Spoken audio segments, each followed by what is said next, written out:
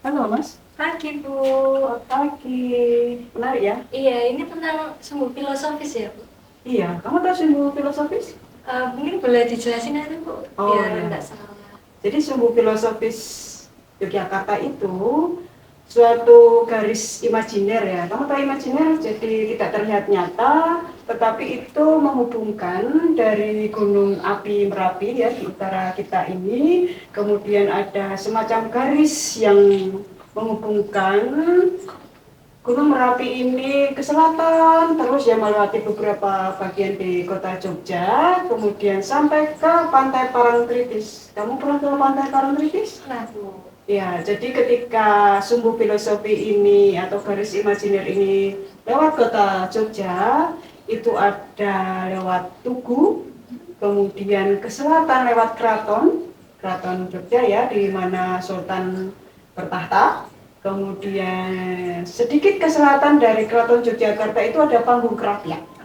Panggung Krapyak itu kemudian menghubungkan ke selatan, makin ke selatan sampailah ke Parangtritis. Jadi itu ada nilai-nilai budaya yang itu perlu kita lestarikan dan ini merupakan salah satu peta yang mencoba dibuat untuk menggambarkan garis imajiner atau sumbu filosofi kota Jogja.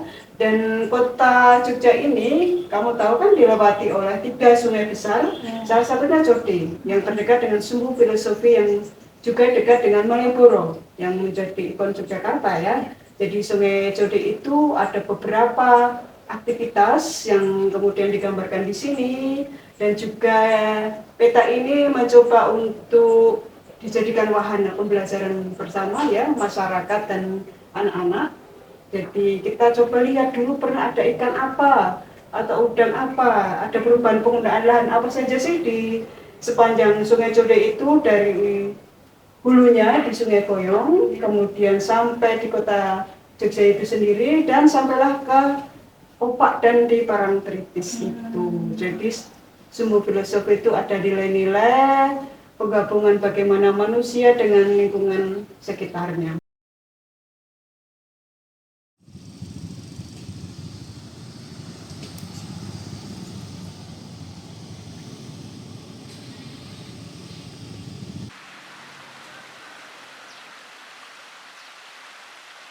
Assalamualaikum warahmatullahi wabarakatuh. Selamat pagi. Nama saya Ambarwati. Saya tinggal di Desa Sajo, tepatnya di Jalan Sarjito, di RT 30 di RPH Budi Sarjo. Saya tinggal di kawasan bantaran Sungai Jode, adalah wilayah tepatnya di Cokro Diningratan, Dedes, Kota Yogyakarta. Saya adalah warga di Sarjo sebagai pegiat lingkungan, tentunya juga di wilayah saya sekretaris RW 07 Sarjo, sama-sama dengan warga untuk bersama-sama melakukan kegiatan pelestarian sungai, lingkungan, supaya masyarakat kita tetap sama-sama menjaga lingkungan.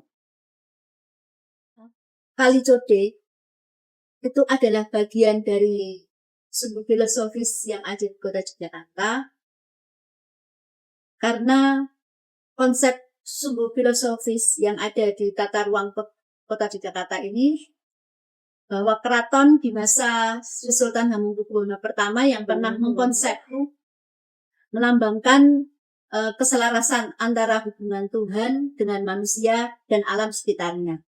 Di mana Sungai Jode ini adalah bagian dari sumbu filosofis yang diwujudkan mulai dari tata ruang Kota Yogyakarta. Tidak terlepas dari bahwa Sungai Jode itu adalah ciptaan Tuhan, dan manusia juga ciptaan Tuhan. Dan manusia menyeimbangkan dengan alam bersama sungai tersebut.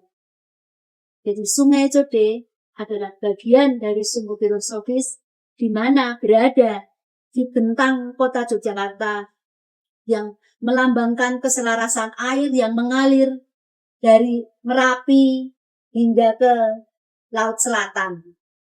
di kota Yogyakarta, di mana dari panggung keraton dan tugu Palputih yang ada di tengahnya, bahwa Sungai Jodi ini adalah keselarasan alam yang berupa airnya. Demikian.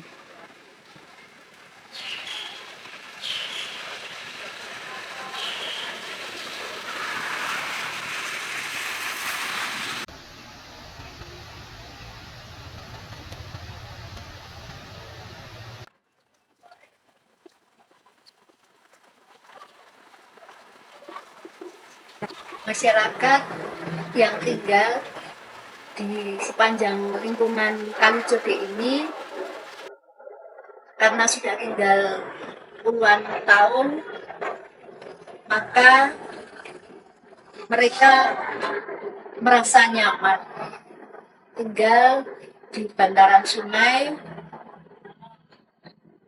sebagai sumber untuk memenuhi kebutuhan hidupnya, sebagai tempat tinggal, sebagai tempat untuk mencari mata pencaharian mereka, kemudian bersosialisasi dengan masyarakat sekitarnya.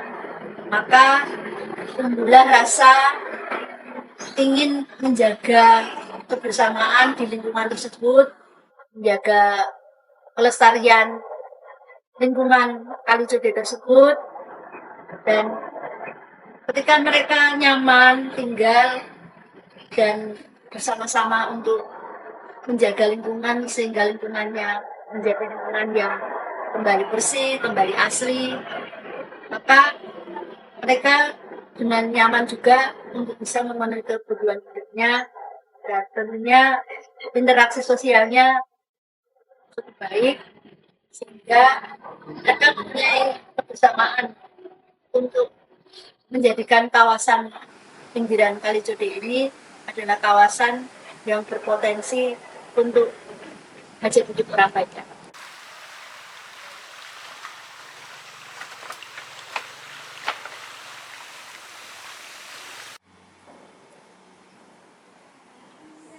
Kondisi masa lampau dan perubahannya di masa sekarang, Kali Jodi ini cukup signifikan. Karena pada masa lampau, Sungai Jodi masih alami. Sungainya masih banyak terdapat habitat ekosistem air, sedangkan seiring waktu adanya gempa bumi, lahar dingin, maka sungai ini sekarang harus direstorasi supaya tidak berdampak, di mana aliran lahar dingin ini tidak meluas sampai ke tepian sungai, maka oleh pemerintah dibangun talud sepanjang Sungai Jodi. Sehingga ekosistem habitat di lingkungannya juga berubah. Seiring perubahan waktu, banyaknya masyarakat yang tinggal di bantaran Sungai Jodi, pendatang juga banyak. Adanya beberapa hotel yang dibangun di kawasan bantaran sungai, maka ekosistem air, ekosistem hewan, tumbuh-tumbuhan ini juga berubah. Tentunya masyarakat yang tinggal di situ juga menyesuaikan dengan perubahan-perubahan, di mana ikan-ikan endemiknya pun juga sudah mulai berkurang.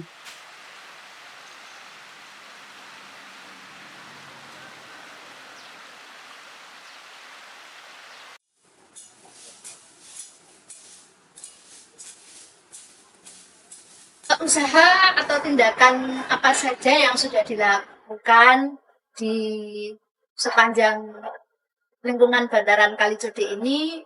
Yang pertama, kami bersama warga sekitar setiap harinya sudah mulai memilah sampah dari rumah, yang harus memisahkan antara sampah organik, sampah non-organik, juga termasuk sampah biologi. Sampah yang organik beberapa sudah kita lakukan dengan cara memasang biopori di rumah-rumah warga melalui kegiatan Dinas Lingkungan Hidup, dan juga kami melakukan pengumpulan sampah daun yang kita jadikan komoditas untuk dirajang atau dipotong kecil-kecil sehingga kita jadikan pupuk organik. Yang kedua adalah memilah sampah anorganik untuk kita jadikan daur ulang berupa pembuatan tas, pembuatan mainan alat permainan edukatif anak-anak, kita jadikan hiasan, kita jadikan pot tanaman, dan tentunya menjadi souvenir untuk kegiatan potensi wisata yang ada di wilayah. Selain kita juga menggerakkan bank sampah di wilayah, maka kita juga membuat kesepakatan atau MOU bahwa masyarakat adanya kerja bakti seminggu sekali Jumat bersih, kemudian adanya penimbangan sampah di tanggal 2 dan tanggal 17 untuk kita jadikan tabungan sampah sehingga masyarakat ini bisa berkontribusi baik itu sebagai tabungan maupun sedekah sampah. Pengelolaan sampah saat ini di Kota Yogyakarta yang harusnya kita ini bagaimana cara bisa membuang sampah yang ada di TPS sebisa mungkin sampah residu yang benar-benar tidak bisa dipilah menjadi salah satu komoditas daur ulang, maka sampah B3 seperti kaca dan pampers ini maka akan kami buang ke TPS atau kami bawa ke TPS. Selain masih ada beberapa yang memang sebaiknya tidak boleh dibakar, tapi melihat kondisi bahwa sampah saat ini TPS ada beberapa yang ditutup, sehingga kita seminimalisir mungkin untuk tidak membakar sampah. Itu pun kami akan mengajukan engineering dan adanya kesepakatan dengan wilayah, kita akan melakukan pembakaran dengan pantauan DRK.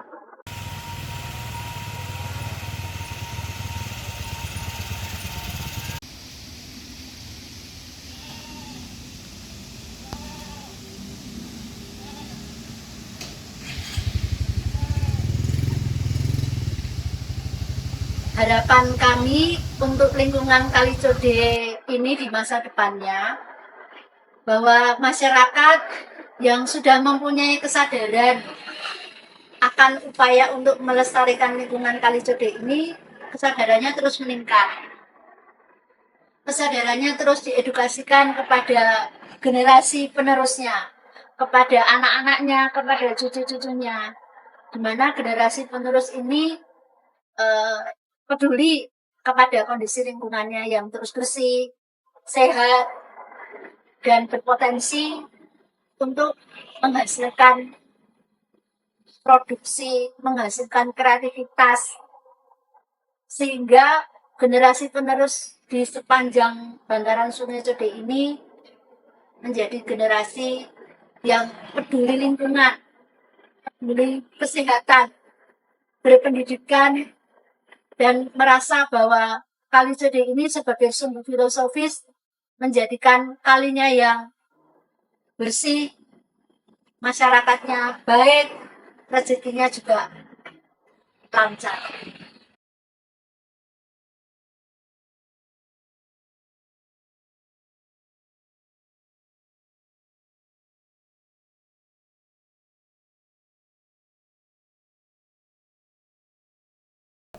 Dahulu bagaimana banyak ikan, banyak udang atau hewan-hewan tertentu seperti burung ayam-ayaman dan yang lainnya yang sekarang sudah jarang atau bahkan tidak dapat ditemui sama sekali. Bagaimana biodiversitas itu sekarang menjadi hilang, dan juga bagaimana kemudian orang-orang mulai membiasakan diri untuk menjadikan Sungai Code sebagai bagian yang depan, bukan yang belakang yang kemudian menjadi tempat buangan sampah.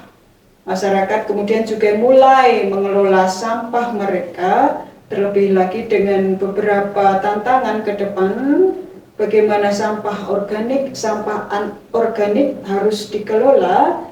Terlebih lagi sungai menjadi bagian kehidupan masyarakat dari masa lampau, merupakan bagian budaya, dan bagaimana kemudian ke depan dengan adanya beberapa perubahan cuaca dan perubahan iklim akhirnya menuntut kita sebagai manusia menjaga kelestarian lingkungan di sekitar kita. Salah satu contoh bentuk kepedulian masyarakat Sungai Code adalah dengan mengelola sampah mereka yang memisahkan sampah organik dan anorganik. Jadi menjadi tantangan ke depan untuk terus mengenalkan kepada anak-anak seperti apa sumbu filosofi Kota Yogyakarta, bagaimana kita masyarakat harus menjaga lingkungan kita supaya keberlanjutan kelestarian lingkungan Sungai Code khususnya dapat terjaga dan kehidupan masyarakat dengan berbagai penghidupan mereka juga tetap dapat berlangsung. Mari kita menjaga bersama sungai sebagai bagian dari budaya, sungai dari kehidupan masyarakat kita.